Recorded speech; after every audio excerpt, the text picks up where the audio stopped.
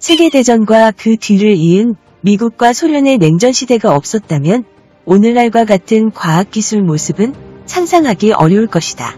최근 출판된 도서를 인용하자면 오늘날 컴퓨터, 인터넷, 우주과학, 지구과학 등 과학기술의 상당수가 전쟁을 통해 성장했다. 고로 전쟁은 곧 과학이다.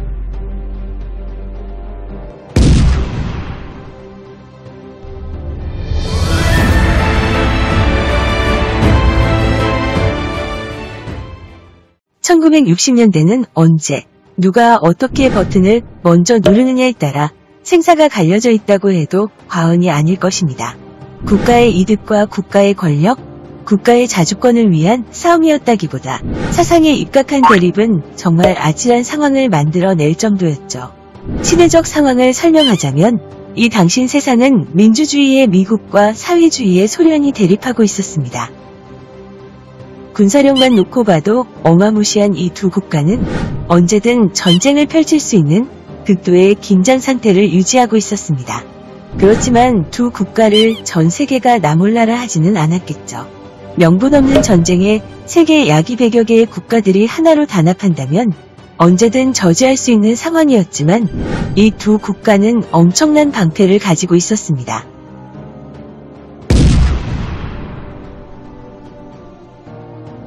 그것은 바로 핵폭탄이었죠. 일명 핵전쟁으로 불리는 불안감 속에 전 세계 사람들은 노심초사하고 있는 상황이었습니다. 어느 쪽 편을 드느냐에 따라 조국의 생사가 갈리는 무서운 상황이었습니다. 르네상스로 불리는 산업혁명을 시작으로 인류는 엄청난 진화를 이어가게 됩니다. 대표적으로 제임스 와트에 의해 개량된 증기엔진은 인간의 활동권이 광활하게 넓어지는 효과를 보게 되었죠. 이를 이용해 전쟁 물자를 언제 어디든 배달할 수 있게 되면서 인간의 야욕은 팽창하게 되었습니다. 어디든 철로만 깔린다면 전쟁이 가능하게 된 것이죠.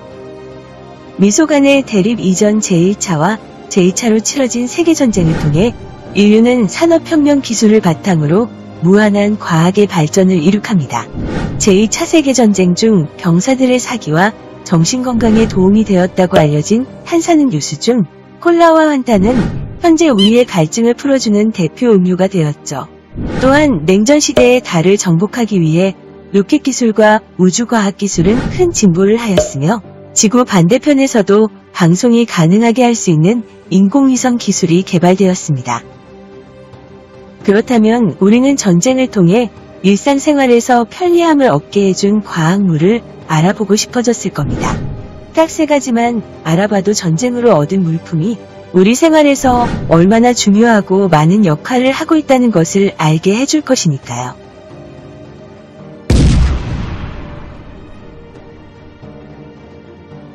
첫 번째, 전쟁으로 얻은 과학기술 진공관입니다. 냉정하게 말하면 전쟁을 위해 개발된 기술은 아니었지만 진공관 덕분에 전쟁을 효율적으로 수행할 수 있었죠. 진공 속에서 전자의 움직임을 제어함으로써 전기 신호를 증폭시키거나 교류를 직류로 정류하는 데 사용하는 전기 장비입니다. 이를 처음 발견한 사람은 에디슨으로 에디슨은 백열전구의 성능을 개선하기 위해 연구하던 중 이를 처음 발견하였으나 실제 직접 활용하지는 않았다고 하네요. 아무튼 이후 진공관은 영국이 개발에 성공하여 모든 전기 제품에 사용되게 됩니다. 현재는 값싸고 성능이 좋은 트랜지스터, 반도체 등으로 대체되었습니다.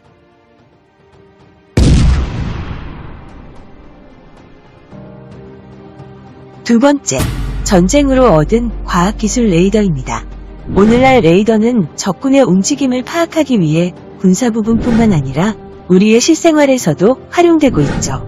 그걸 입증하는 가장 대표적인 물품은 바로 전자레인지입니다.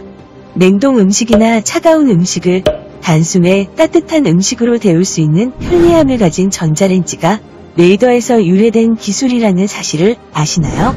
레이더의 핵심 기술에는 마그네트론이라는 것을 사용하는데 이 마그네트론은 극초단파라는 걸 만들어내고 이걸 이용해 순간 뜨거운 열을 만들어낼 수 있는 것이죠. 물론 이 마그네트론은 진공관 기술을 활용한 대표적 전쟁 과학 기술이기도 합니다.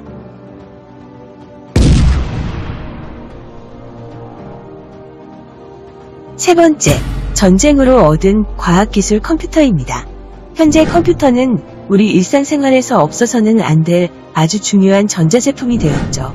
인간의 뇌보다 훨씬 많은 정보를 입력하고 처리할 수 있으며 연산 능력이 뛰어나 대부분의 산업 현장에서 활용하고 있습니다. 컴퓨터의 개발은 제2차 세계대전 중 나치군의 암호를 해독하기 위해 암호 해독기로 고안되었다가 오늘날의 컴퓨터 기능을 탑재하게 되었죠.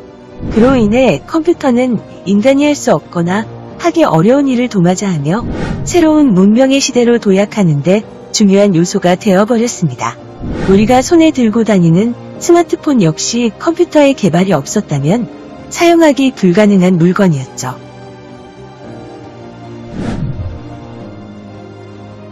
20세기는 전쟁을 통해 21세기 과학기술의 발판을 마련했다고 해도 과언이 아닐 겁니다.